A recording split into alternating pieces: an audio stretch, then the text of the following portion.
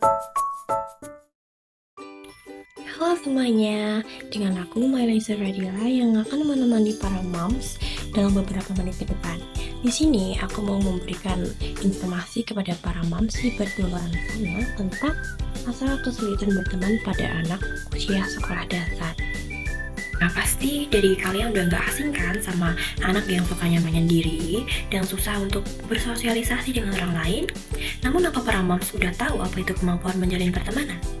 Kemampuan menjalin pertemanan adalah hubungan khusus yang dapat membantu satu sama lain, saling menguntungkan, saling akrab, yang didasari dengan rasa pengertian, menghargai, dan mempercayai satu sama lain. Mereka juga saling bertukar informasi tentang berbagai pengalaman untuk satu tujuan tertentu yang telah disepakati bersama, sehingga menimbulkan ketergantungan antara dua orang atau lebih dalam waktu ke waktu. Nah, kira-kira apakah ada dari anak para moms yang mungkin susah dalam bergaul?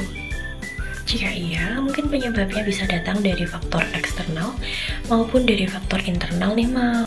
Penasaran apa penyebabnya? Yuk, Mimin kasih tahu yuk. Penyebab anak susah bergaul bisa jadi karena 5 hal di atas loh, Mam.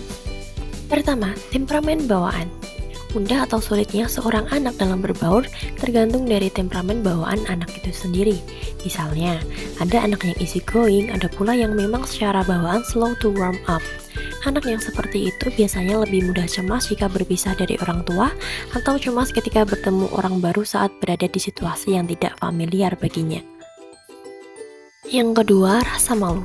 Seorang anak yang memiliki rasa malu yang besar akan cenderung menghambat interaksi sosial anak tersebut, sebab anak tersebut seringkali hanya menjadi pengamat interaksi orang lain, sedangkan sebetulnya dirinya ingin menjadi bagian dari interaksi tersebut, namun dia enggan untuk melakukannya.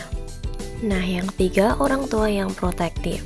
Hal tersebut dapat menjadi tekanan bagi si anak karena bisa membuat mereka mudah cemas dalam bergaul. Kurangnya bertemu orang akan menyebabkan minim interaksi sosial dari anak tersebut sehingga mereka tidak punya keterampilan dalam bersosialisasi. Yang keempat, pernah mengalami penolakan atau trauma akibat bullying. Nah, hal ini berpotensi membuat anak menarik diri dari pergaulan dan lebih memilih untuk mencari keselamatan, keamanan, serta ketenangan diri di rumah dan keluarganya. Trauma ini menyebabkan mereka menjadi tipikal individu yang tertutup, merasa rendah diri, kurang memiliki rasa percaya diri, dan mengalami gangguan emosional. Kemudian yang kelima, karena terlalu banyak bermain gadget. Hal ini dapat menyebabkan anak kurang peka terhadap lingkungan di sekitarnya. Kemungkinan paling buruknya yaitu dapat menyebabkan anak kecanduan akan gadget.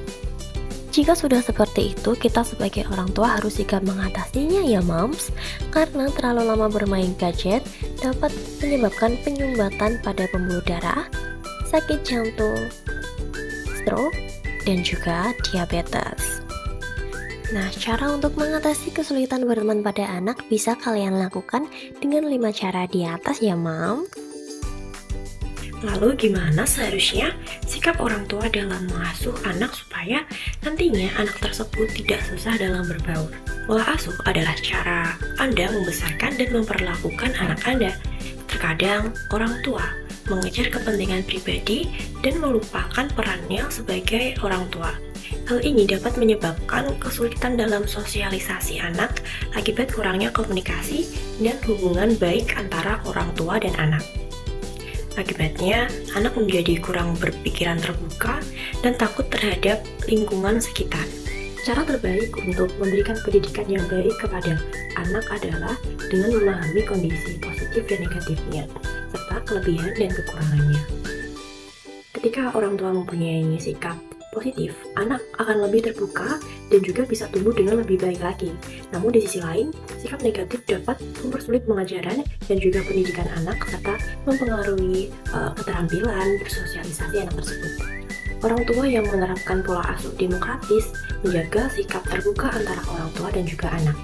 Anak diberi kebebasan untuk mengutarakan pendapat, perasaan, dan keinginannya serta terjaminnya komunikasi yang baik antara orang tua dan juga anak itu sendiri.